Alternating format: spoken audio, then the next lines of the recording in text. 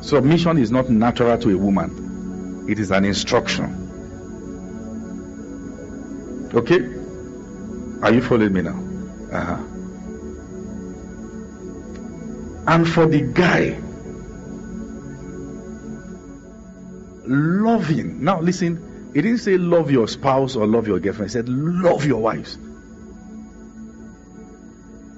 And what that also means is that there is a very strong tendency for the man to be married and not love the wife. It is very possible to see marriage as a necessary project, void of emotions, do it, raise children, and put the love somewhere else. So he gave these separate instructions to the male and female. And we see, listen very well. When the Bible describes the way Christ loved the church, it was a transformative love. The proof of that love is that he washes the church with the washing of the water and the blood. So how do we know a man that loved the wife? It is the fact that she's been transformed through your presence in her life. She wasn't dressing well. Because of your presence in her life, now she's dressing well. Instead of saying, why are you not dressing like so and so and so and so? Jesus has never compared the church with some demons. He sits with the church to achieve what he wants to achieve in the church. He forgives, washes, cleans us, teaches us, empowers us. Exactly what Christ does to the church is what God is instructing the men to do to the wife. So you will be a bad leader if your wife is not being empowered. And the reason why he's giving this instruction is because he's also backing it up with the grace necessary. So the grace to submit to your husband has been released. Because it doesn't come naturally. Anything that does not come naturally to you, you need grace for it. For instance, anointing doesn't come naturally to anyone. You need grace for it. Nobody is born with the gift of miraculous. You need to be anointed for it. In the same light, you are to be graced uniquely on how to love your wife on behalf of Christ.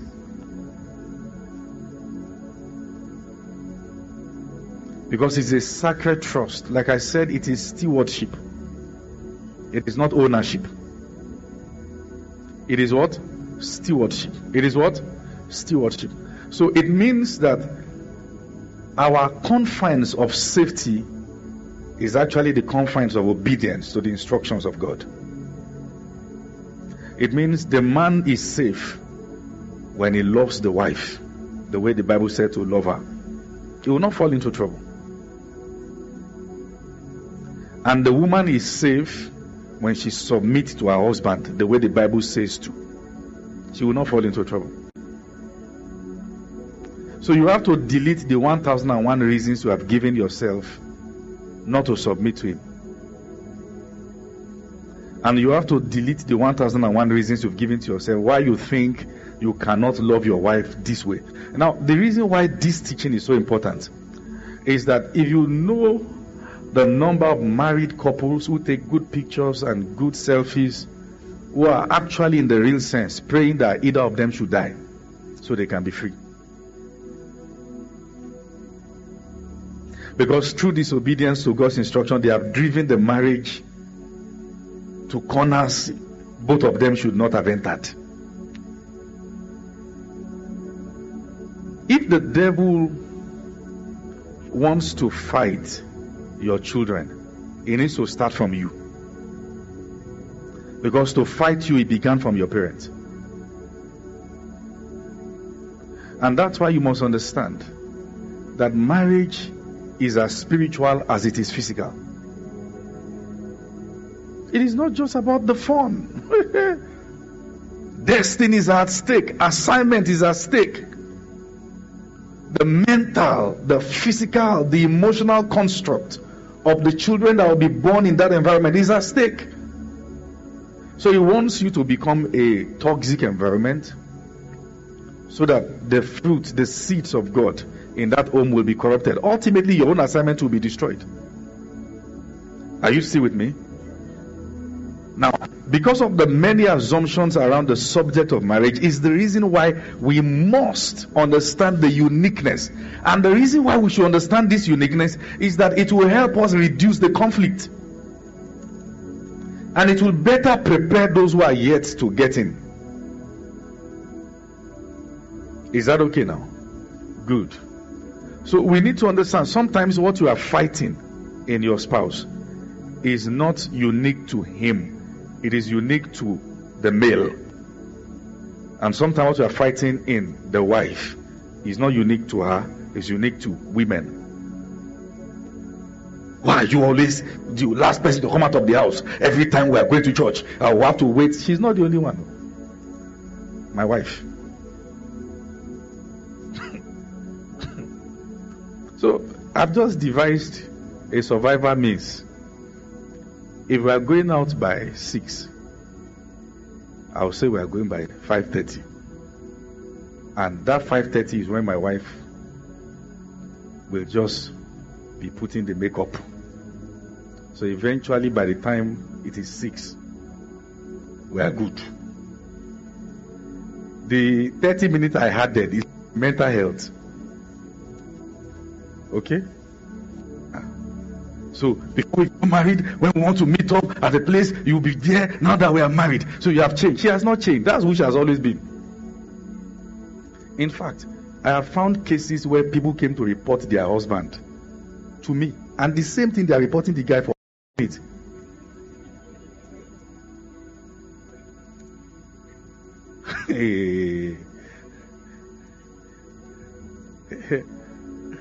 I will now look at my wife. How do I counsel this guy? Because we are the same. This one, like, when you talk to your husband, he will just reply, "Wow." Is it that he's not listening? Is it?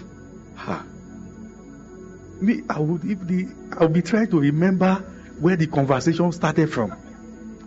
Hey, what did she say? What? If I can remember one thing in between, I will just join the flow. Unfortunately, many times I can't remember. So my wife will now say things like, "So you would be talking to you, you will not even talk." How do I tell her that what you have been saying for 20 minutes is just you who is hearing? So where was I? Project. So when women come to report, in case you plan to report to your husband, I'm saying I share in that problem. And I'm going to show you how God will help us. Okay? One time a woman went to report the husband to Dr. Miles Morrow and said, "This man, every time he wants to have sex, he has a demon." Dr. Miles Morrow said, "I'm also possessed."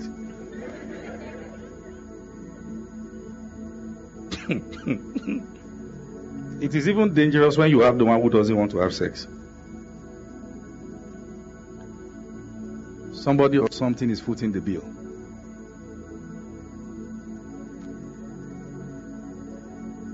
I'm going to show you some real facts. Is that okay? I'm careful because of the weight of what we are still going into. That's why I'm patient with you. So there are certain things we have to look at,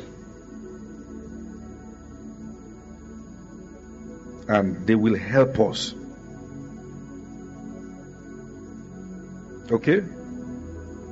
So I want to start by showing you the differences between these two genders, the male and the female. They are not the same.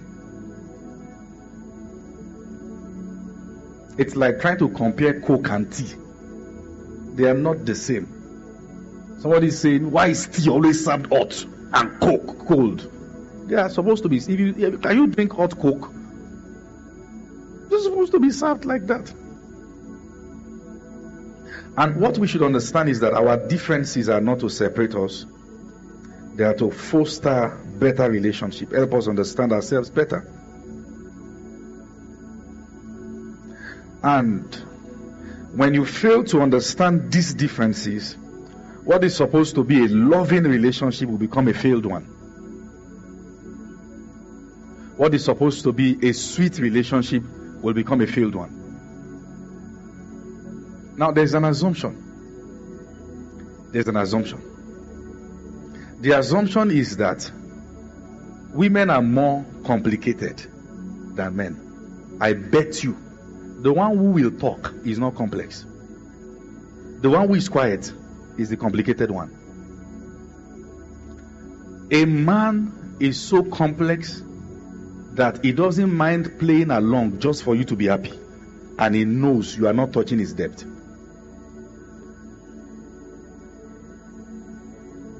I want us to erase that assumption that you can understand a man like you understand what is written plainly on paper. Men are very deep. Women are complicated because of the emotions with which they communicate at different times. But a man is deep.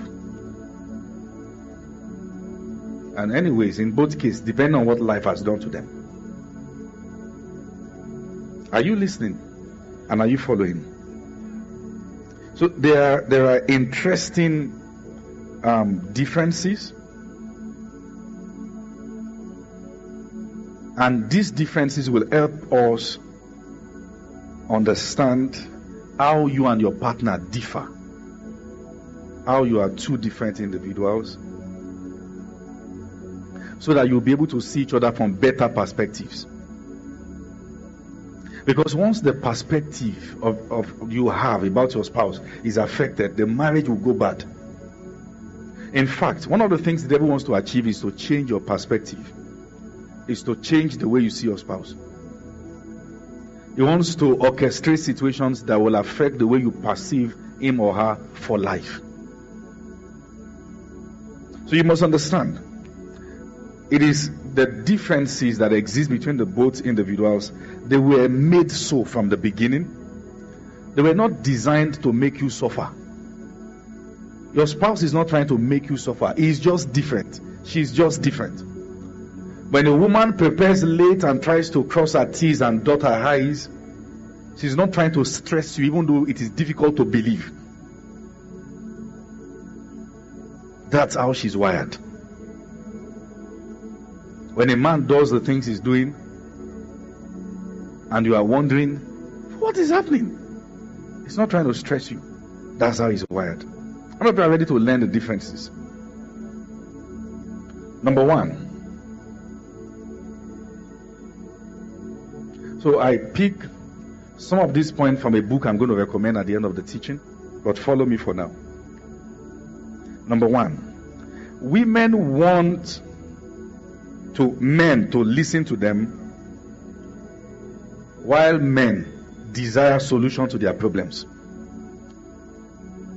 Women want men to listen to them, while men want solution to their problems. So what this simply means is the one who wants to be listened to will communicate more. And this is where it gets complex. Look up, everybody. This is the fun part. When a woman is telling you about her challenge, never you assume that she does not have solution. She just wants you to listen. In fact, you will enter one chance if you give solution before she's done. She perceives it as you trying to push her away. So we have not even finished. You have said this, and you are tired of me, Abi. That's her mindset. Because the man can't understand that. Like, why are you sharing the problem if not for the solution? She's sharing the problem because she needs to offload. And you are killing her if you don't give attention. See? So attention to a woman is like oxygen. And some men can't understand. Why are you telling me about the person frustrating you in your office? When you tell me that, what I want to tell you is, this is how you should go about it. She's not. She knows how to do it. better than you. She knows how to handle the person and deal with the person, but she wants you to hear. So a man is like, okay, here, and then say, here now, you are my husband. That's it. As she's talking it, she's finding answers. So when you counsel a woman, you don't need stress. By herself, she will say, I know what to do. Say, when to say, wow. You see, may you never lack and wow. You don't mean it. I'm telling you. She's excited. When she's done, your food will be ready on time. That's her person. So you say, I mean, I can't pretend though. I can't. If I can't give solution, why am I listening? You can't have good home. To have good home, you will have to play along. See, go and learn acting skills. Babe, come and sit down. I want to talk to you. Wow. You are tired. You want to escape to your own reality. As she's talking, my God, you don't mean it. Say, I'm telling you. That's how the thing happened. Look, you see, you have not added anything, but she's okay. Because she's not speaking for your addition. She's speaking for your attention. That's her wiring. But the man is not interested in communicating his problem. Particularly if he doesn't perceive that you have the solution now. What a man wants is solution. In fact, when a man has a problem, what he needs is to retire to himself.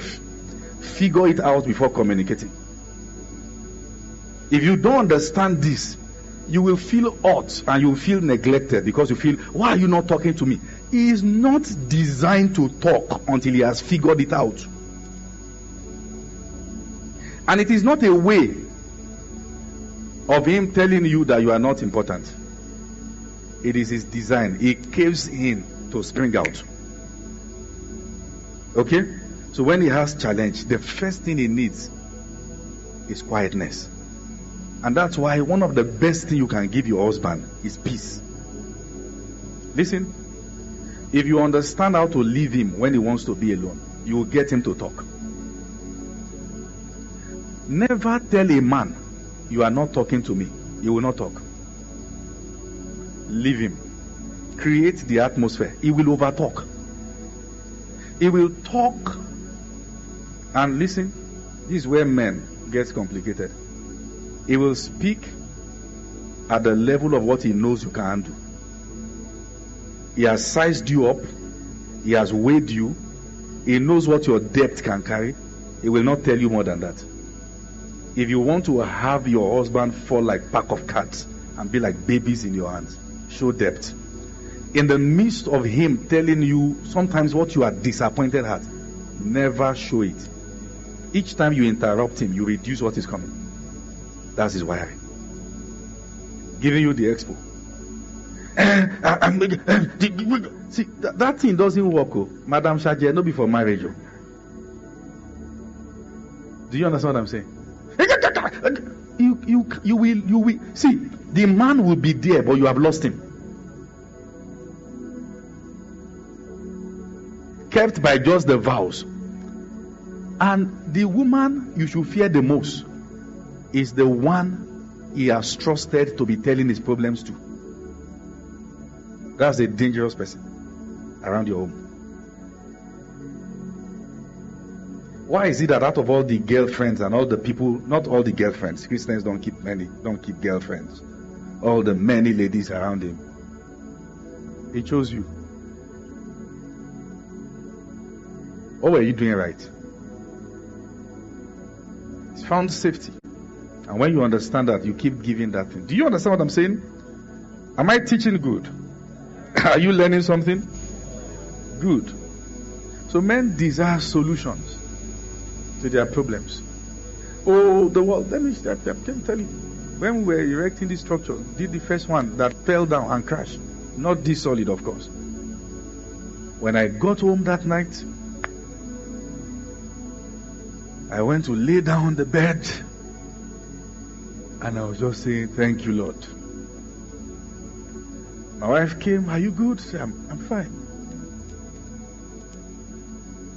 Your food is ready. Oh, I have a live meeting shortly. I will eat afterwards. I ate. No, I did my live meeting. Ate. We prayed. I locked myself up. Cried my eyes out.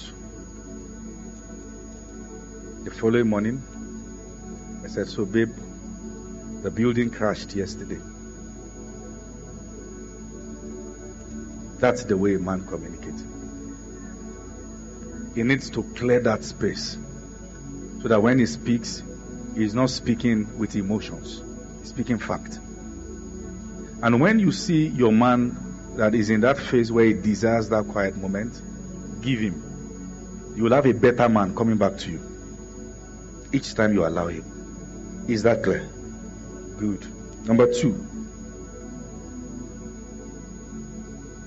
In marriage, men are motivated when they feel useful. Women are inspired when they feel loved. Men are motivated when they feel useful. Women are inspired when they feel loved. So,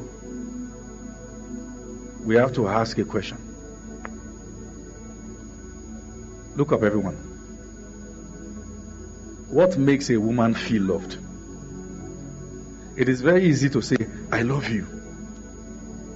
You are my whatever. The sugar in my tea, right? The pen in my notebook and all the stuffs. It's very easy to say, but you have to learn how. There's a way to love a woman, and a man must understand that there's a way to love a woman. So I want to teach on that. Is that okay now? Guys, are you with me? There's a way to what? Love it. The issue is that you are loving her your way, not the way she wants to be loved. When you love a woman your way, you think you have done all you should do when you provide and protect. But things have changed. An average woman that is getting married now already has her own finance sorted. You understand what I'm saying? In fact, some of them already have their houses, paying their rent. So you are not the one bringing her shelter. She's covered. You are not the one bringing her food. She earns more than you. It's not about the designers you want to buy for her. She buys for herself. So how can she be loved? And don't forget this. When she feels that love, she blossoms. She will be many things to you, more than what you can imagine, regardless of whether she is introverted or extroverted. In fact, you must learn how to be skillful in bringing the child in her out. There is no dimension you desire to see in your spouse as a woman that is not there. You must be skillful in bringing it out. Create the atmosphere for her to blossom. Are you with me here? So one of the ways women feel loved is when they get attention. This is one word we will not leave. Attention, attention, attention. Now, let me show you what attention is and what attention is not. Attention is not the same thing as being present. Because a woman can know that you are present but yet missing. Attention is not about being physically there. In fact, I predicted that in the next 10 years, one of the leading causes of divorce will be mobile phones. Because that's the virtual world many people just escape into. So for the woman, the man believes that, You said whenever I close from work, I should be home on time. I close by 4. I'm here 5 o'clock. Lagos traffic or Abuja traffic, whatever it is, Ibadan traffic. I am here. For her, it is not about being here in the house. And you are in your own world. It is being here with me, not in the house alone. It is not being at home, it is be with me. Because sometimes being at home and not being with her is worse than when you are not around. You are around, but she does not have your attention. And she doesn't feel loved. And men live with a lot of assumption. One of the things you must know about women is that they don't like surprises. In the sense that don't just pull anything on her. I have to quickly get somewhere now, 9:30. She doesn't like it. She has not planned that in her head. Imagine still seeing you till you go to bed. So attention for a woman is not just the physical presence, but the emotional synergy. The fact that there is a conversation that is heart to heart. Some of them have their own love language, from act of service. Those people that have act of service, as they are, that one is work. That one is not really nice. They like men that will sit with them in the kitchen as they are carrying this, is carrying that. And you are the kind of guy who never carried turning stick. You don't even know what they call it. She is not being rude. That is who she is. She grew up seeing the dad and the mom. They'll be just this one is carrying, this one is carrying. You see that in the parlor. You are pressing your phone. She's confused. He doesn't love me. See, understand her. Okay? Women love attention. It doesn't matter whether mommy Gio or mommy AO. They love attention. They don't joke with it. Okay? But you must make sure that your lack of attention does not give them a lifestyle where they move on from you. It is dangerous when the woman is no longer asking for it. It is very bad. That home is already dying. She has made up her mind, this is why I marry. Something is severed already from the marriage. Women can move on, but they'll be around. When they stop asking for the things they're asking, they've concluded, you don't have the capacity to give me. Instead of frustrating myself, I'm okay. Okay? So, one of the ways you know your wife's love language is to check what she gives. The one who loves gift will give gift, except the stingy one. Because there are exceptions to these things. How do you say you like gift? Every time he's doing birthdays, boxers you buy. Birthday is coming again. Plan of buying boxers. He's a wrestler.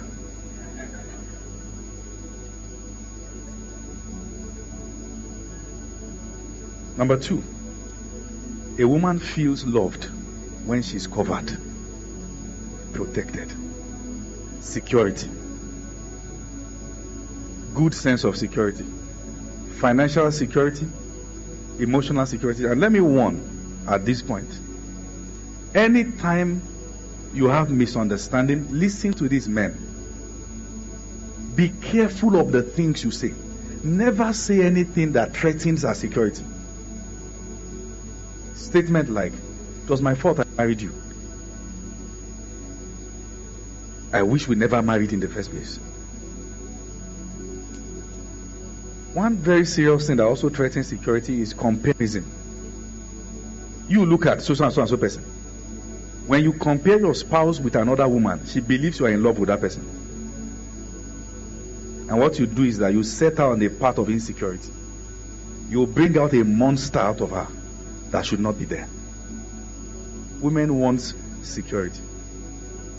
The fact that I've married a man that regardless of my shenanigans, they will tell you, women know too that they have problem. They will, see, that's why check what they are saying when they are celebrating their men, that I know I have problem, but regardless of my problem, he loved me the same way. She knows. The father that gave birth to her did not throw her out of the house for not cooking, did not break her head. Are you not my father? That's what she's thinking. When she begins to talk with our biological father more than she talks to you, it's bad. You are not doing your duty. She feels safer with him. You must understand, security is a lot for a woman. The fact that she knows he won't throw me away. Am I speaking your heart? And the woman perceives a man who threatens the foundation of the home when he's angry as a wimp, like he's a child. And I perceive such a man as that too. Every conflict will end. What we do to ourselves will remain. Every conflict will end. When it comes to security, emotional security, financial security, spiritual security, which is your priest's duty, the fact that she knows she has a man who will intercede for her, the man who will pray for her, the man who will guide her. That's why it looks like some women respect their pastors more. Because a woman wants to feel secure. She wants to be led by a trusted body. She actually wants to be led. Women want to be led more than you can imagine. If you rise up to becoming the leader, she will submit. She wants to be led. She does not want to be led astray. She wants to be led the right path. That's our design. That's our wiring. That's the way she grew up. She loves leadership. And the way to get her to submit is not through threat. It is by becoming one. Through patience, serious patience. In the days that they themselves will tell you, I don't understand myself, but please just bear with me. Understand me, okay? I am going through something, I don't understand myself, but just understand me. A real man must have a depth of emotional maturity. You can't be threatened by every wind. You must be able to carry her and carry the home. Because sometimes it just doesn't make sense what either of them do. And you must understand the male man is the foundation, is the foundation. And what is most important about foundation is the strength. Foundation does not have to be fine, it has to be strong. What makes a building solid is the fact that the foundation is strong. So she wants a strong man. Women are attracted to strong leaders. That's the fact. Women are attracted to leadership. It is not a demonic thing, it's a wiring. And that's why you must understand, when you are a man who has a vision that she can trust, even when you don't have money, she will follow you. You threaten her when there's no money and there's no vision. And you can't blame her for leaving. And you must understand, having a strong vision that you are passionate about is a form of security for her. The fact that she knows I can stake my life around what he's doing. I want to help him. Now there is something to help him do. And when she feels her space as the one who is helping, she feels loved. You have some things doing, she's the one who is doing everything. You are holding her by the hands as you are doing the things you are doing as your trophy. She feels loved. When you begin to make her take back seat, you are communicating the fact that you have a replacement. And that's not good. That's not good. She wants to support your vision, but make it clear. And because she wants you to communicate the vision in a way that she understands, she will carry it more than you. The same woman you think has abandoned your vision is because you are not talking, and they are not angels to know what is your mind. If you are rerouting, communicate. Don't say at least you can see me. She's not. She wants to hear it. So when you are a man of vision, one who is pursuing what you are pursuing, it is clear with your energy, it is clear with your pursuit, it is clear with your dedication that this is it. A woman will stake her life around you. And many men don't understand this. So we try to paint women as materialistic. But if you ask the woman, she will tell you, honestly, I can't see any vision here.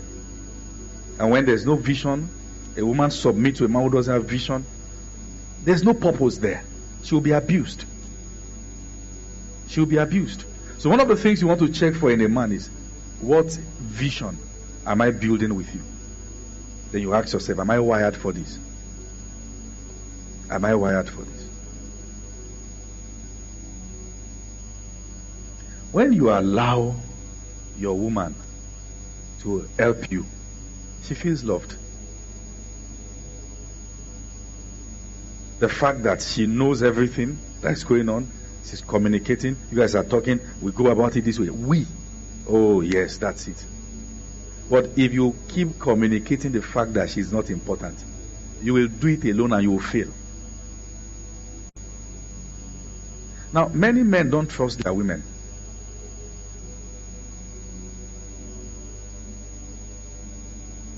You trust somebody else, forgetting the fact that the fellow is functioning because you are giving the person the privilege to function. And you are not extending the same privilege to her, and you wonder why she's underperforming. How do you give somebody else more opportunity to help you more than your wife? Don't you know that whoever helps you gets a space in your heart?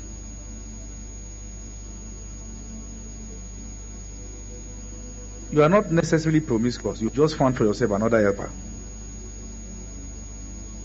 And when you do that, the image of your wife begins to reduce and that person becomes enhanced. Attention breeds affection. Be careful who you give it to. So you must understand this. When you are hardworking, when you are pursuing what you are, when you are stable, you see that word stable, hold that word. When you are stable, you are not saying this today, tomorrow, that one tomorrow. When you are stable, a woman feels secure. Even when she's praising you and you are not stable, she's praising you for your ego. A woman can praise you for your ego, but she wish you were a better man. It is not everything she's saying on your birthday that is true, and she knows she's lying. But she knows your ego needs it. As a matter of fact, if your wife is obligated to post you every time to describe the kind of man you are, it's because she has noticed you have low self-esteem.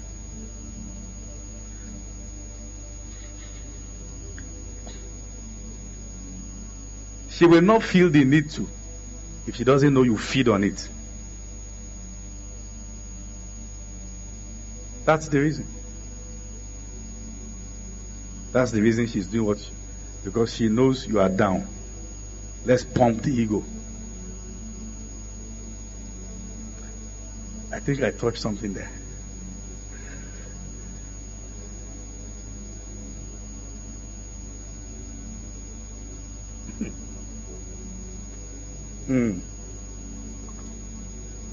Quote me anywhere. And women, you know I'm telling you the truth. Have you had to say things about someone because he desires it, not because he has earned it? Many women are obligated to first praise him before they talk, because it is the right thing to do. We act to the gallery. But is he really who you say he is?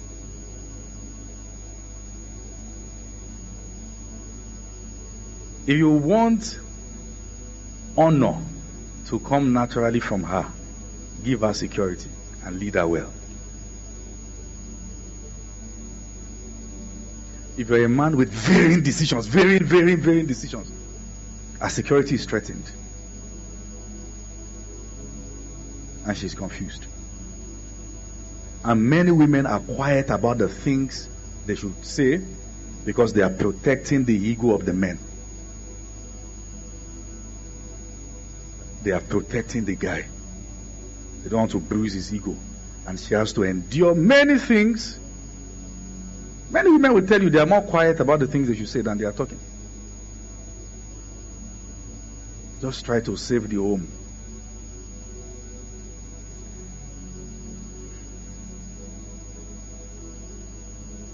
I'm going to get there tonight, but let me continue. I don't want to go ahead of myself.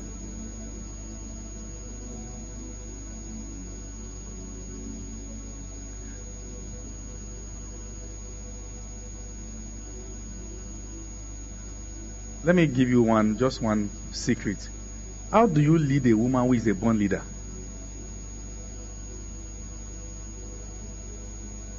How do you lead a woman who is a born leader? One who is choleric, director of affairs. She knows what she's doing. She's so independent, she almost doesn't need your leadership. Number one thing you must get right around her, be secure. Once her growth is not threatening you, she will submit.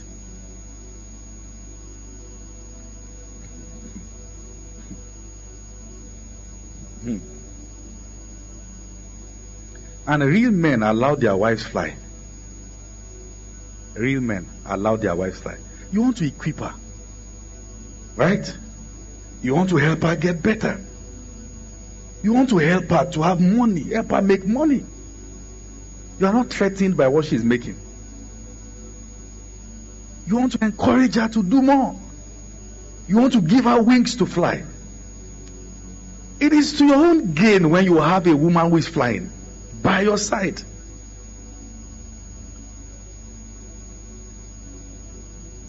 It's your own game. I heard Mrs. Ibuka Awoshika sharing that the name Awoshika is not her name, it's the husband's name. So whatever it is God is doing with her, she's doing around organizations, who gets it's the name, is enhanced.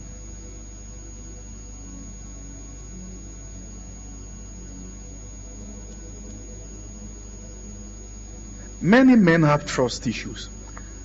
They can't trust real money in the hands of the woman because she has shown signs, or they have seen things. She has spoken rudely certain days that certain things touch her hands. And that's why I say a man is complicated. He has marked it, but he didn't talk. Go and check my comment section online. Apart from the fact that some girls were bashing me, some boys too were bashing me. They say, how do you say you should confide in a woman? They will rubbish you. That's the impression they have of you. Because you would rather win an argument than to win your home. And when you want to win an argument, you use everything and anything against him, including the things he had to die to tell you. Do you know what it means for a man to open up? It is one of the greatest miracles in this world. Because men are naturally sealed. You have him when he's open, not when he's buying shawarma. You have him when he is vulnerable. Delilah has certain things you must learn from her. How was she able to get Samson to talk? Even if he was a foolish guy, is still more close than a wise woman. Because naturally he's close. But she put the head on the laps. Can your lap still accommodate the head of your husband? Or is Shandamama, Besele.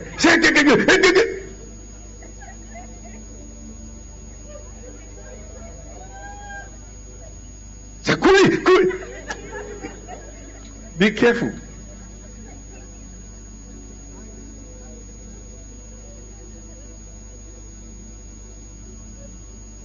"9 p.m. Running apron, cooking, 10 p.m. 10:30. Akumama. What is your problem? There's a way you can claim to be a prayer warrior and make the person who really pray look like he doesn't pray. Because you are making somebody suffer. And that is not Christianity, it is wickedness. When he needs you, You see that ayah you are going, will flog you to write more code. He's trying to touch you. Say, can we pray? Come. Say, we are gathering together unto thee, unto. And he's wondering, who did I marry?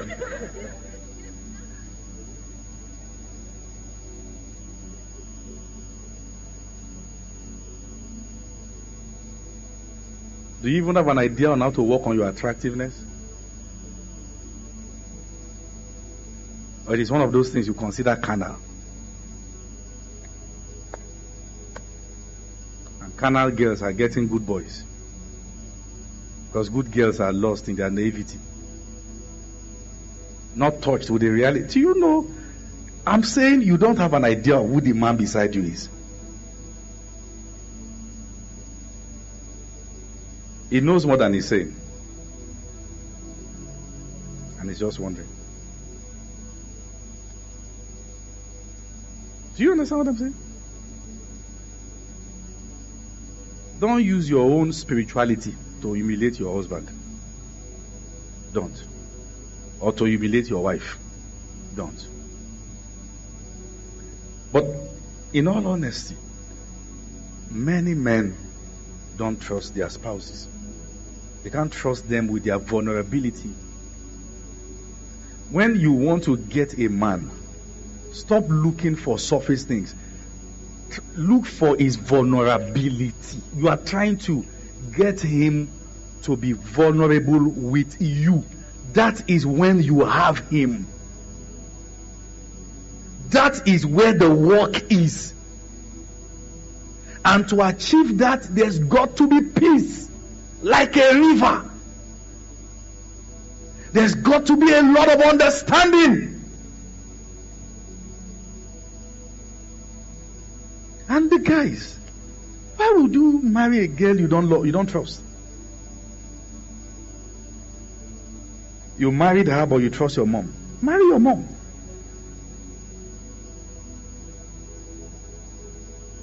You are trying to run her mental. When you are not trusting him, you are already opening the door for the devil to come in. And he will deceive you. Now, let me say this to you. One of the ways to build trust is to become better friends. If you pray together, you will trust her. If you study together, you will trust each other. And most times, the problem is that both of you came into that home with your own baggages. And you have refused to change your perspective. And it affects everything. And sometimes what is now causing problem is the day you try to go out of your way to talk to him the way you felt, not the way he should be talked to. Now the good thing you were trying to do has achieved wrong result. He's skeptical. I wish I can stay here all night. That if you want to get the depth of your man, quit interrupting him. Once he starts, it's building. It will get to a point, it will break open. And that's it. That's what you want to achieve all the time. Are you learning something? Are you sure? Are you sure you are learning something? Now, listen. Men are motivated when they feel useful. Now, hold on. Some of you men may not even know this yet, but you want to understand this and get this now. One thing you want to keep communicating to the man in your life is that there's no replacement for him. You want to communicate the importance of his presence.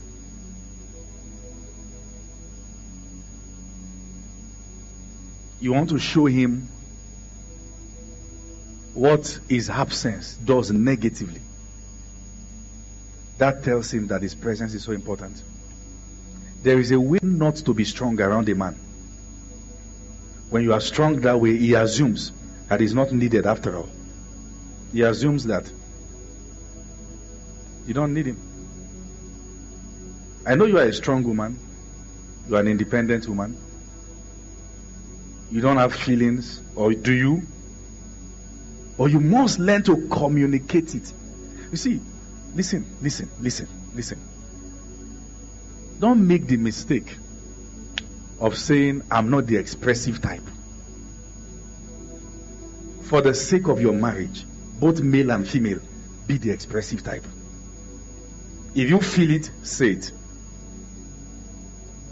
Communicate it. Intentionally tell her you love her. Don't wait till you feel it. That's why it's a commitment. Intentionally communicate it. There are certain things I'm still coming out of my shell. Life is not patient. What are you still doing inside the shell? Break the shell. Come out of your shell. This is your husband. Come out of the shell. What's inside the shell? It's empty. You have it in your head, but you are not doing it. Who are you? See, it's just in my mind. I'm still trying to. No.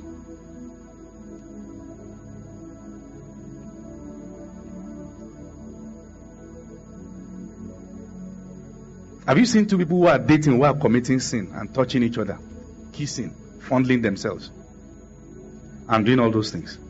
They don't have a problem with expression.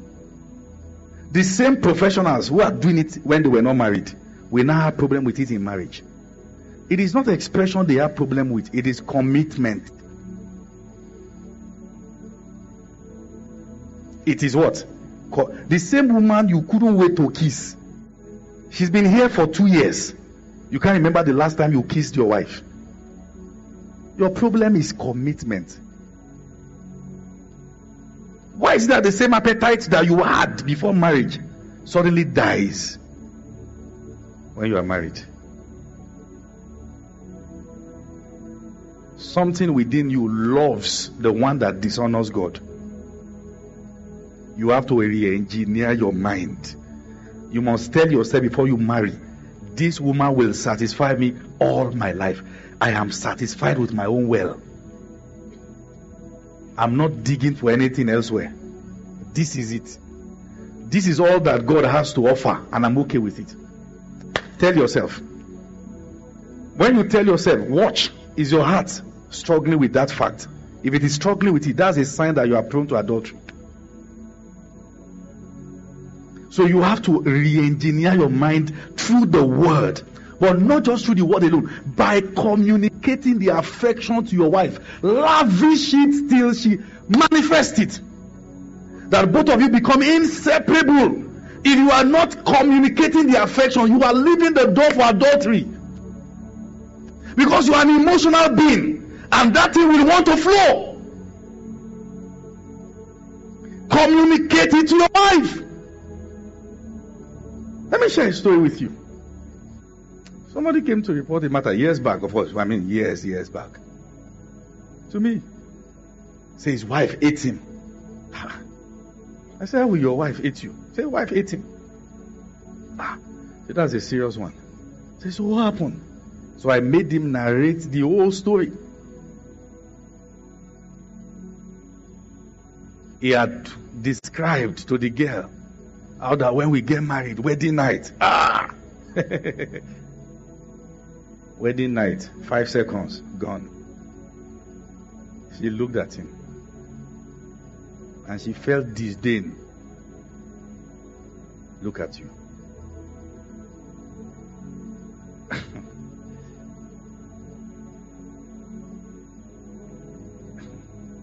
I'm careful.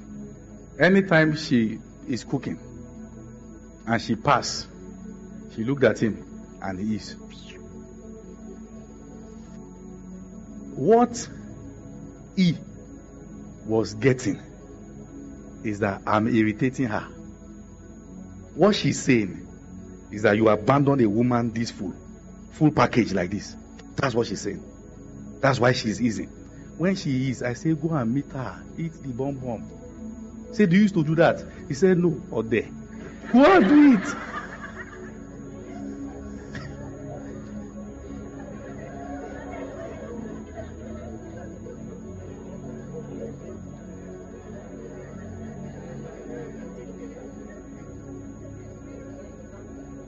When I'm talking to guys, I'm very real.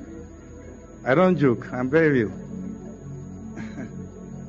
I said, so when she's in the kitchen, what do you say? She's there, she's cooking. I'm busy. Why will she not eat? I say, even if I leave my house. Nonsense.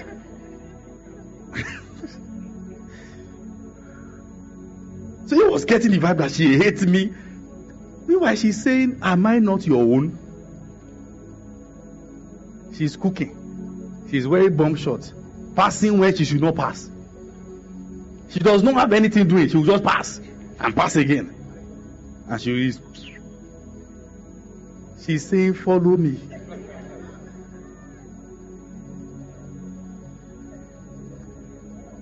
You need to be aware. This naivety is not King James that caused this one. It's foolishness.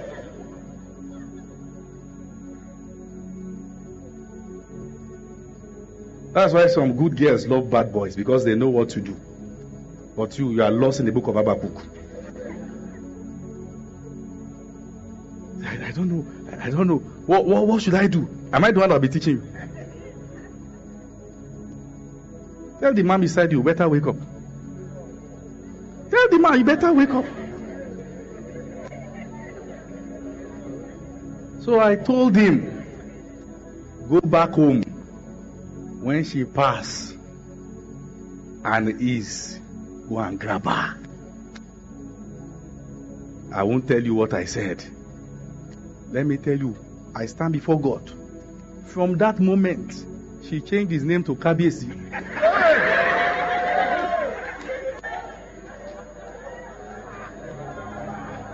My king.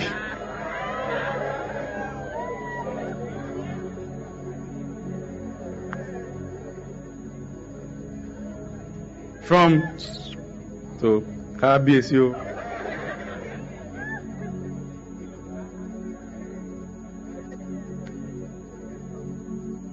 Huh? Do you know what Kabiesi means? Igwe, the king. So men are lost, they are not aware. Do you understand what I'm saying? But meanwhile, what was the guy getting? That each time she is. You see, when a girl walk and greet 5 guys, and there's a 6th one, and she's not greeting that one, she likes him.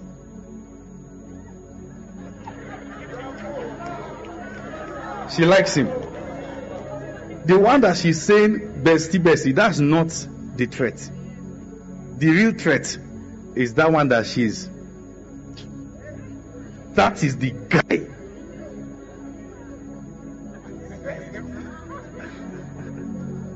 I've been around for a while. That's the guy.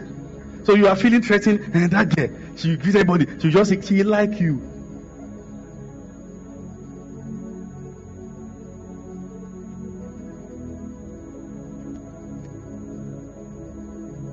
Do you understand what I'm saying? When you chat her up, she's giving you one word answer.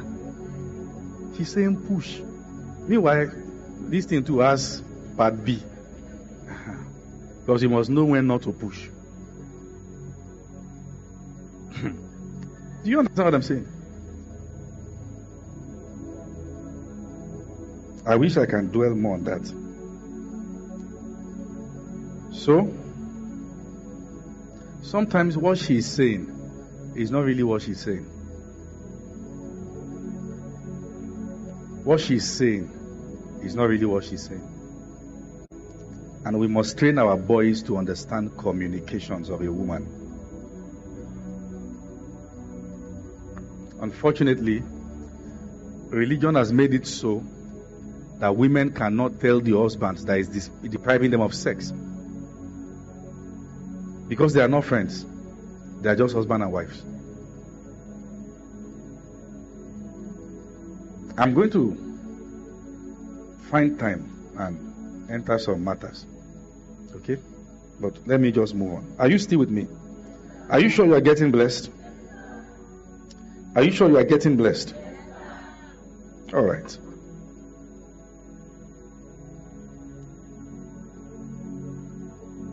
That girl that is always avoiding eye contact likes you. Oh, like her. There's something your eye is doing to her. And whenever you have to talk one-on-one, she finds one boldness from someone. I say, she's trying to be strong. She's shaking inside. Be a man. Stand. How are you doing? Eyeball to eyeball. Sustain the conversation. Make it linger. Know how to keep her waiting without knowing she's waiting. Meaningful talks. She will keep seat for you. You see that what I'm saying? They know what I'm saying.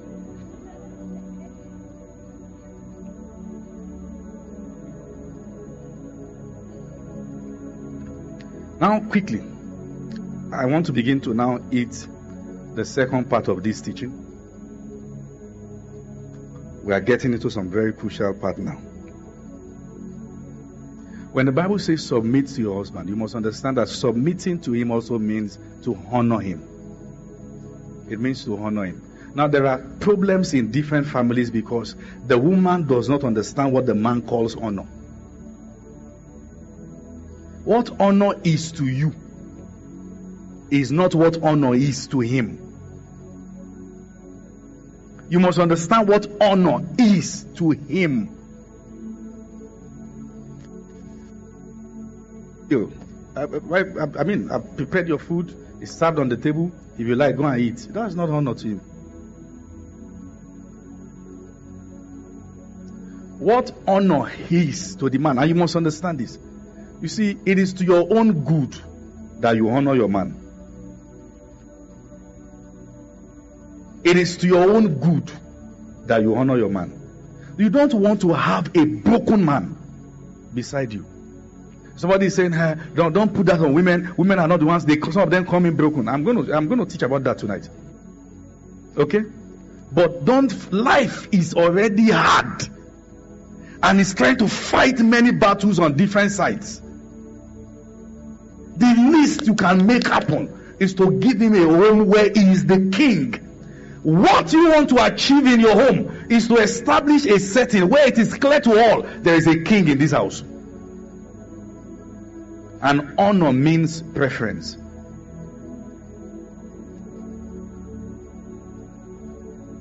Honor is that he is preferred.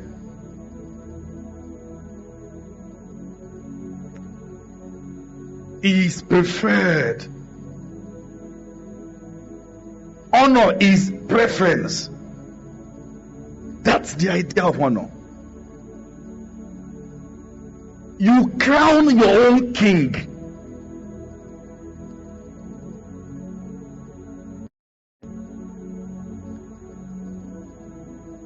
I would have loved to say a few things in the context of our African setting, not a doctrinal persuasion or a doctrine. In the context of our African setting, and that's a disclaimer.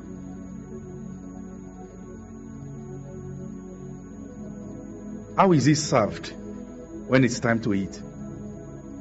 Do you serve him based on your mood? Some women are still not aware in this century that it is actually inhuman to pour soup on top of rice. Honor can be learned. I shared the story with you. I mean, myself and my wife got married. One time she just went to the market. You see, honor is one thing you can't give yourself. You have to be given. I can respect myself by behaving right, but honor must come from outside to me. Nobody crowns himself king. He is crowned king. You must understand. Listen to what I'm saying. To be thinking otherwise is to have a home that is full of chaos. Because people are quick to react. You know the kind of man that he is. He's the kind of man I will honor. as long as he is your husband, the Bible commands you to honor him. And to honor him is to create an establishment where his kingship is known and felt. I can't bring the reality of my home here. But I've been to many homes, and I know that they are not going to have peace with the kind of structure I'm seeing. Because somehow the woman seems to have concluded that this is what he deserves. And that's what he's going to get. Honor is exemption. You are not all others. You are different. Honor is communication of difference. We must understand that.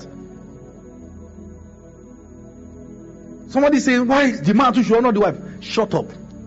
Learn yours first. Because when people are always talking back, it means you are listening to respond. And that's already a problem. You are not listening to learn. Listen. See, listen first. Listen and get your part right. Get it right. If you miss the character to enthrone your own king in your house, you will have children who are not princes and princesses. They will be dysfunctional. They will be dysfunctional. And many, listen to what I'm saying, African homes in this regard, they are largely abusive. They abuse the life of the children.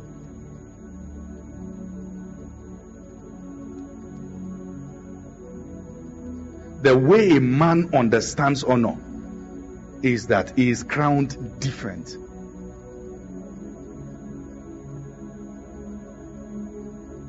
The plate I used to eat is different. The spoon I used to eat is different. They are all different. If you see it, you know this is for this person. Nobody uses the type.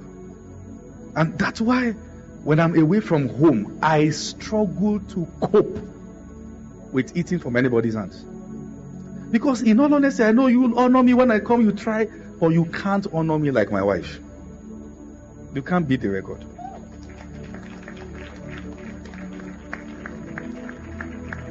You can't beat the record. And each time she does it, I vow to defend her with my life. The king in me is stirred. How do you have a better plate for visitors that you're not using for your king? Something is wrong with you. Your best plate, your best cutlery, your best spoon, they are for special guests. This guy is not special. That's your king. Crown him.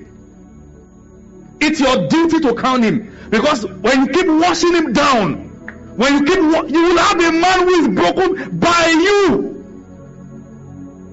He will not perform at his peak. He is defeated in his mind. He sees the way you treat him. He can't go out there and conquer. You will be broke.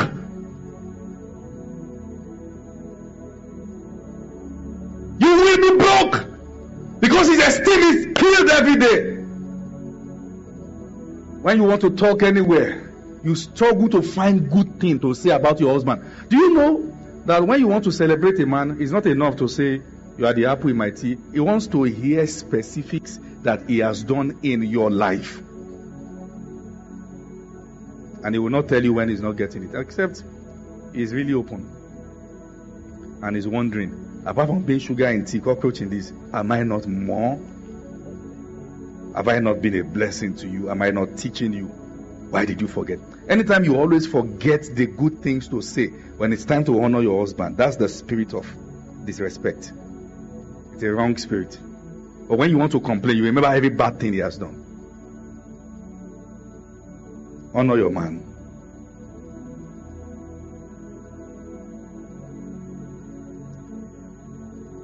I doubt the possibility, and I'm honest to you. Everywhere I go to minister, I struggle with the setting.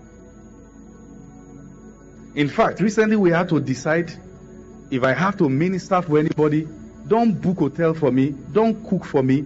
I will book my hotel and I will take care of myself. I will bless you and get out. Because there is a standard already achieved in my house.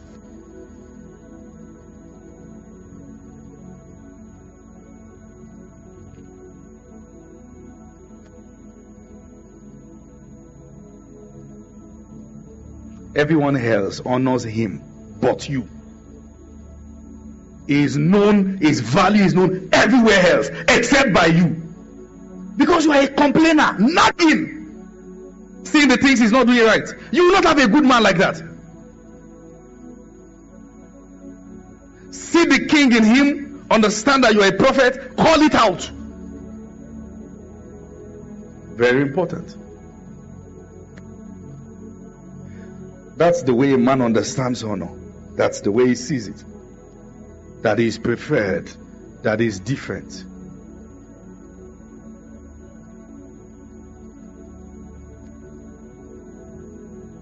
Do you know that you don't honor a person at your level? You honor the person at his level.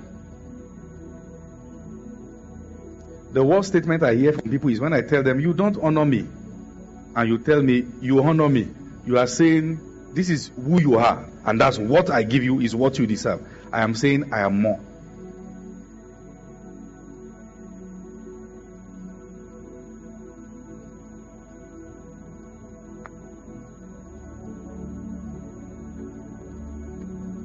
When you want to honor a person, you need a revelation of them before you can do it well.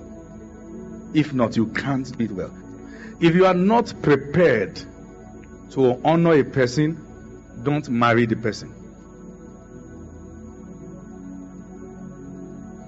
Raise the bar of honor to such a level that nobody else can meet up, including his mother.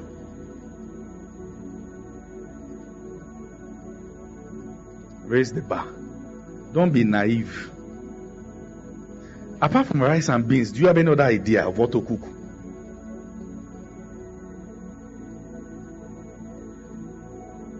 If it's not a bar, it's amala. Then you are done. Run out of idea.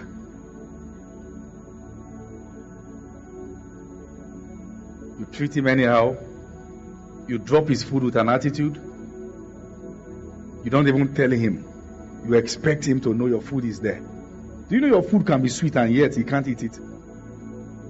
Because the character stinks. And that's not a yardstick to reject your wife's food. Because a real man does not function by just mere emotions. You see beyond all that. Why do you want to go to bed with hunger? Because you want to prove a point. You are now sneaking out around 2 a.m. to drink cornflakes. Why must you suffer yourself? Just swallow the pride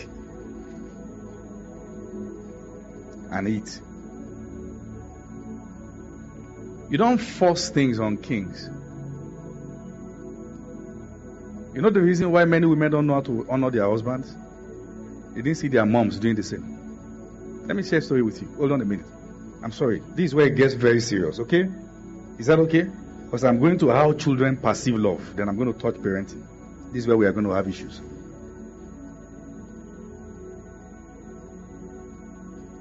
One time, a young lady came from a very funny home. I mean, you didn't choose where you were born, so it's not your fault. But the mom and the dad had issues, so much so that the way the mother knows to deal with the man is to mix food that is already decomposing with new ones. Soup that is decomposing, she will add some ingredients, and she's found that if she had more pepper, it will not taste the sourness. And she will add some new ones and open it when she's warming it so the smell can go out. And she will serve him and watch it. And many times when the mother is doing it, she will be in the kitchen gisting with her. I told her, don't marry like this. You have seen it. You are likely going to repeat it. Because something will tell you when a man is like this, that's how to respond.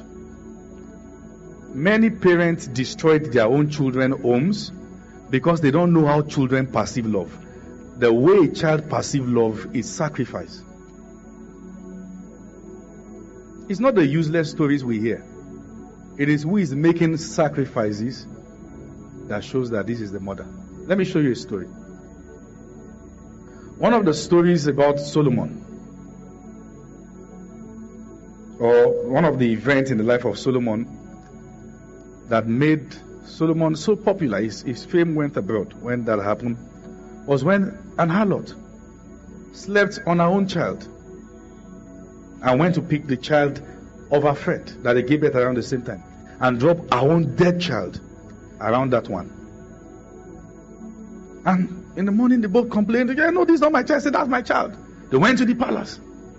The king commanded one of his swordsmen, take your sword and divide the child into two. It was the mother of the child who was willing to sacrifice ownership for survival. Listen to this. As you begin to grow older, you must learn that you have more than just your husband or your wife to love. Now you have children to love. And what will communicate love to them is that in your decisions, they can see sacrifices, things that are legitimate that you had to forego so they can have a good life. So it is woke to the generation that if a man is stressing you, leave the house for him. I'm not talking about the case of domestic violence now. If it is woke to be a baby mama, I can't be submitted under any man. Then you will raise children without fathers in their life because you lived for you. You did what you did for you, not for them. And they grow up lacking the vital part a man supplies. One party can't bring what God designed the both party to bring. And you must understand that as you are maturing, you start learning not to live for you alone, because it is not about you alone. You will have to make decisions considering your children. That when I insult his personality or insult her personality, do I want my daughter to be dragged like this? You must learn to begin to make decisions, to stop eating alone. Start becoming responsible. Start thinking about the fact that somebody is going to come out from your loins. That your decisions directly affect who they become.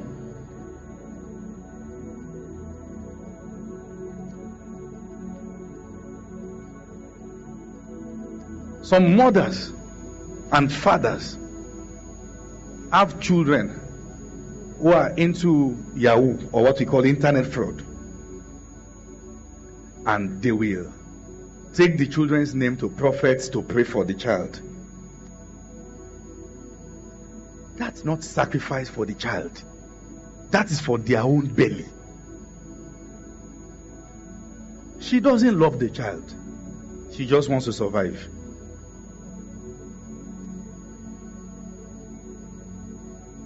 Because many people have not learned to understand what love is. When a woman has a child, and she would rather take the child out in the sun at Oshodi, begging with the children, using them to draw compassion, when she could have learned tailoring or learned something, give them a better life. That is not mother's love. That is wickedness. And where I'm going is, many things about the setting of the African home is bad. It is abusive, it is dysfunctional, and it has raised dysfunctional men and women. It has raised dysfunctional men and women. You don't complain in this house because you heard it from a dysfunctional father. Children don't dare to question things because you were from a place that is broken. You are not raising zombies. And in failure to communicate, many girls have been raped under the noses of their parents. They can't talk because in African homes we raise zombies who can't talk. And you have learnt the same thing. The way you know how to communicate leadership is that you shut people up and they can't speak their minds. And these things follows us as pastors. Many pastors are abusive because they are from abusive backgrounds. And when I mean abusive, I mean they will abuse your essence. It is not just fathers who don't know how to hug and say I love you. I know what it took for me to learn it as a pastor. I had to go on a personal decision, a personal journey to learn to be soft.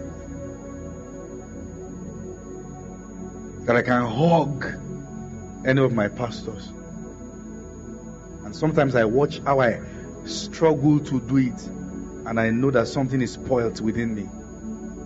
This is not the definition of a man. Don't accept yourself the way you are. Go on a journey to heal and be soft and release that love. You will have it. It is that dysfunctionality that has closed that place. And we must understand that. Start learning to make decisions that favors your children. Begin from now by marrying a good person. Not for yourself, but for them also. We have to understand that. Children essentially understand love by looking at the sacrifices you make for them.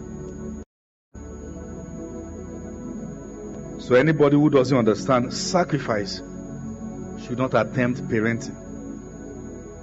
It's a journey of compromise, of sacrifices, where you have to withhold certain things and not respond in certain ways because your daughter is watching. And sometimes, I need to say this, many of you are broken badly, and you are battered because your parents used you as confidant. You are not designed to be their confidant. You are a child. You began to meditate over matters that you are not designed to meditate over, and you became a breadwinner too soon. It's because there's poverty in the house. At the time you should be building yours, you're already trying to sponsor 3 siblings in school. It is the dysfunctionality of the African homes. And at the end of the day, parents are not to be blamed. You take the responsibility. Don't repeat the same pattern of abuse. Don't tell yourself that what we call onjomo. You are in your 40s as a woman. Your colleagues at that age are working in different companies. It's a time to help your children stand their ground, not to milk them. And if that's the kind of background you have, you must make a vow that I will break this pattern of reproach. Because many of you are failing in the things you are doing because you're already carrying more than what you should carry at this age. You are actually a young person. You know too much than you should know. The one already told you about their sexual life. Your daddy has this, your daddy has done that. And she didn't know that each time she's talking about that, she's destroying your perspective about men. And many of them are not even expecting you to have a better home. They just want to survive. And what should be a place of purpose has become a battleground of survival. Because there's so much problem in the house. So it's survival of the fittest. There is a wrong pattern in the African setting, in Nigerian homes, in African homes, that needs to be broken. You must vow, it ends with me, it goes no further.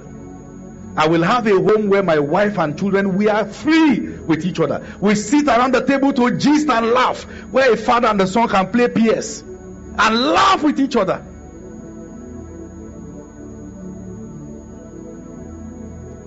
When you are 50, there's nothing wrong in your 60s for you to say, my son, take 100 million, have to your business, pay me later.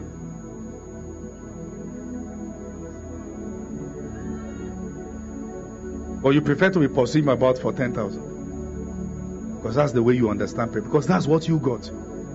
Somebody has to make the decision. The cause, the pattern of lack, depravity, emotional pain, damage ends with me.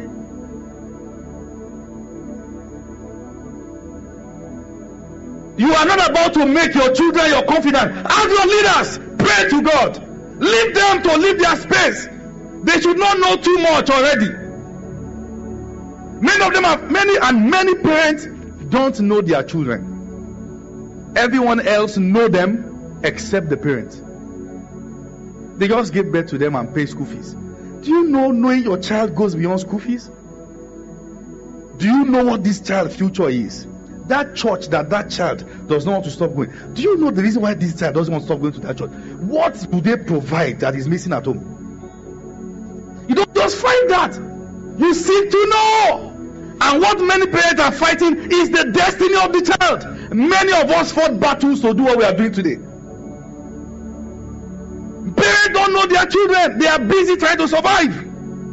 You've got to break that pattern. We are not teaching this for fun. You know what you went through. Must your child go through the same? Because already you are absent-minded. Just trying to survive your life. How many of you here can boast that your parent really knows you? They know what you are doing now with your life. Some of you preach, they've never heard your message before.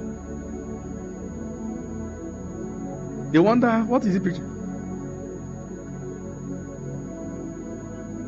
They don't even know the name of the ministry. The problems you face. You can't even talk on phone more than 5 minutes.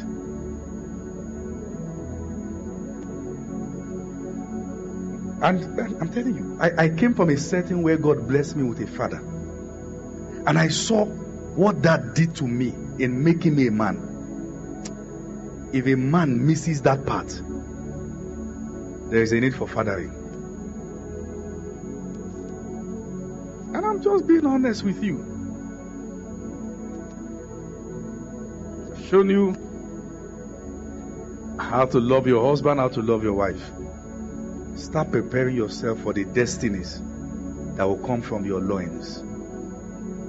Detach yourself from the dysfunctionality of your background. Sometimes the only way to be a blessing to your family is to first run away. Because you cannot solve a problem you are a part of. Survive first. Every time you receive call, so and so is beating the wife again. So and so is beating the wife again. This one has packed out of the house. You are in the midst of people and you are trying to be civilized. But it looks like the background calls you back.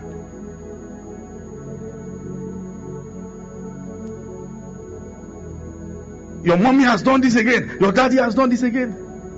And when they drop the call, they feel they have released the burden on who?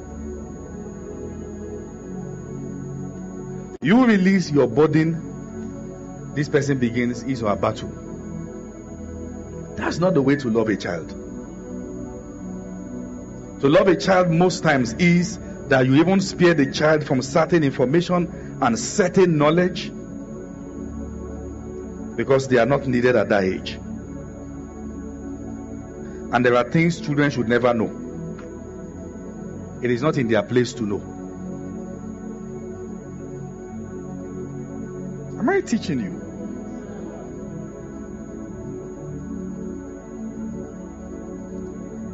Some of you don't know how to heal from such setting. I've told you, number one, journey far. And it is a conscious decision you have to make, because for Abraham to become a great nation, he has to leave his father's house.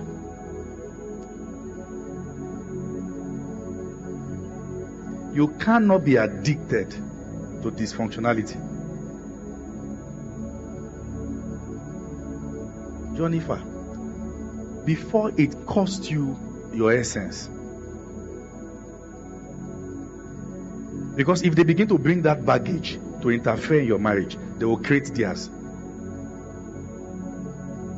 There are types of parents that must never have your ears in your marriage, because they will speak their fears and everything into it, and that one becomes bad. It is not your fault. It's the reality you met on ground. What should you do? Journey far. Find God and learn in a neutral atmosphere. Learn something else apart from what you grew up seeing. And that's why I've pleaded with you. You see, you need to have friends who know how to treat their spouses more than the things you have learned elsewhere. You see, those friends you have that are always beating their wife, they will make your home go bad. Counsel them, draw back. Because each time they beat themselves, they insult themselves, they are telling you it is possible. And the reason why you especially have to draw back is because of the kind of home you are coming from. You have the tendency of doing worse. It is God who is helping you. Now they are mirroring it. Look for the one who knows how to treat the husband and the one who knows how to treat the wife. Get close to them and learn. You see that this guy is always checking for clothes for the wife, always checking for better things for her. Learn from that one. Be close to those who are getting it right. Those who are better than you. Why? Because a new lineage is forming, and you cannot form it from the ruins of that dysfunctionality.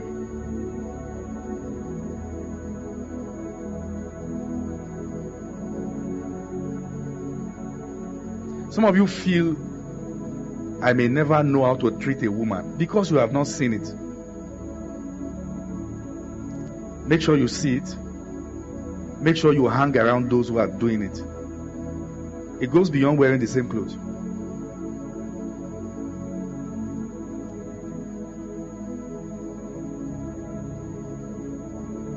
It goes beyond wearing the same clothes. If you really want to have a home that is heaven on earth, you need inspirations around you of how to love, how to be tender, how to care, how to be, listen, you need inspirations of integrity, how to be faithful as a man. Your sons deserve a model that shows that it is possible to live with one woman. And each time you have the urge to do something else beyond your wife, tell yourself, my sons deserve the model to know that one woman is enough for a lifetime. Don't get into adultery, because once you start, it runs in families. Somebody must break the pattern. Your son deserves to have a model that shows that the mother is enough. The girls deserve to have a model that shows that she can be enough for her husband. Some of you are struggling with your emotions. They are all over the place, because you grew from homes where you've seen all over many things. Somebody has to break the cycle. Is it you, or should God wait for your children? Or will they have to fight this same battle, and maybe they will fail also? Once you break it, they have neutral grounds to commence from. Bear the bonds and all that, but break it. And somebody has to cry tonight that adultery will not flow through me. Infidelity, dysfunctionality, it ends. This is where it ends. This is where it stops. This this is where everything ends. The pattern of pain and having men who are broken and girls who are battered, this is where it ends. It goes no further.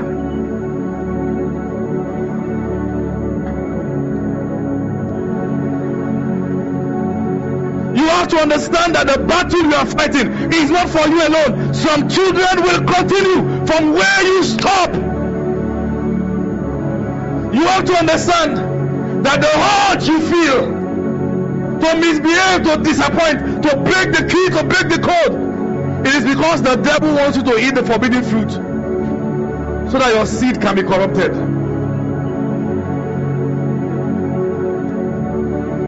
But somebody has to cry. The pattern of shame, of pain, and dysfunctionality, it goes no further. It goes no further.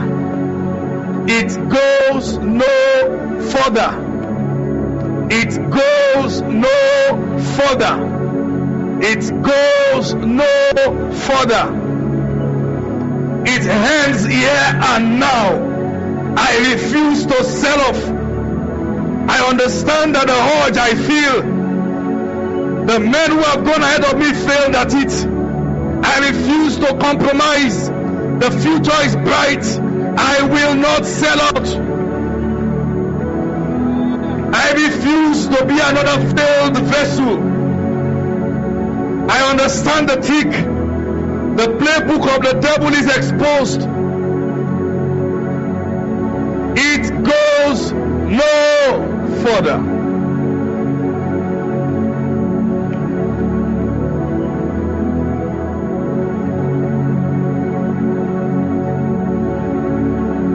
In Jesus' mighty name we're praying. Sit down for a moment. One of the ways to make sacrifices for your children, born or unborn, is to become a noble pattern.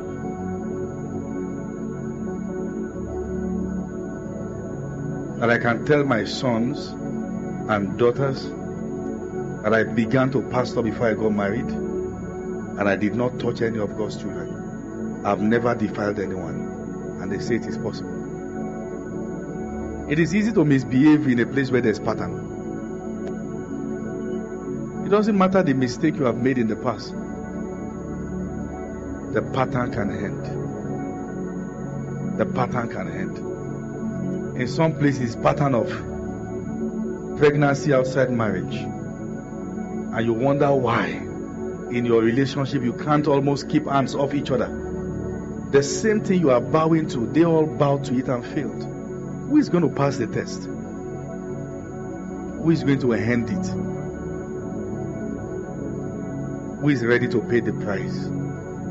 Who can God find that he can commence a new lineage from? So when we have to live a life of integrity, it goes beyond me. Do you think I don't have feelings? I do, right, my man? I tell myself, it is beyond me. That if any of my sons, physical sons or spiritual sons, want to misbehave, they can nobly ask themselves, who do I want to resemble? God forbid. They can't say he's doing it too, or they are saying he's doing it too. Because your integrity is going to preserve a generation. And that's why you have to pay the price. Your nobility, your fidelity is going to preserve. It goes beyond you. When Esau was eating the plate of porridge, he was quenching his afternoon hunger. But he was depriving all the seeds in his loins. And the seed in the loins of his loins. And there is something they will not become because one person ate something. You must do better. You must do better. Let me say this to you. The pattern you grew from is going to come looking for you. but you must stand your ground. It is warfare. When that day comes, you must be ready to get up and fight. The pattern of immorality that you so hate, that you met on ground, is going to come knocking at your doors, and the devil will give you justifiable reason why you should do it. But you must remember, they all did it, and they became what they became.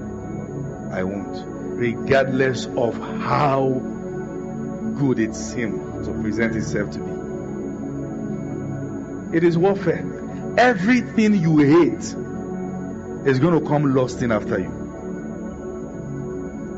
I'm telling you, in case no one has told you, when that day comes, you must be ready to fight. I see people everywhere on social media saying their parents are this, their parents are that. There is high chance their children will say the same thing about them, because the same situation is going to come haunting after them, and many already are failing at it. So you must master the art of war. Jesus said, the prince of this world came to me and found nothing of his in me. You know, listen. One day the devil came for me. And I'm telling you, he's going to come for you. And I had to subject myself to prayer, fasting, and tears. You may not hear a pastor tell you this, I will not sell out. I will rather die. And that day, I discovered that when the battle becomes fierce, the devil begins to check the areas you once failed. Those are the weak links for you to fail again. Don't create a system where the devil does not have to search far to see how he can get you to fail. If you feel I don't get tempted, I'm telling you, I get tempted. Sometimes the devil just want to call your attention. You must speak like Job. I have made covenant with my eyes.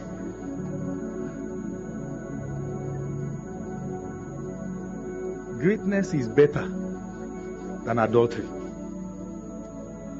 I choose greatness. Greatness is better than the pleasure of a moment. The men we honor today, we honor them because they stood their ground. Through whatever pains they went through, they communicated a model that it is possible. Will there be scarcity of model because you are selling out or selling off? And that's why I say it's a warfare. The pressure is not you, it is coming for your seeds. If I ask you to pray, will you pray?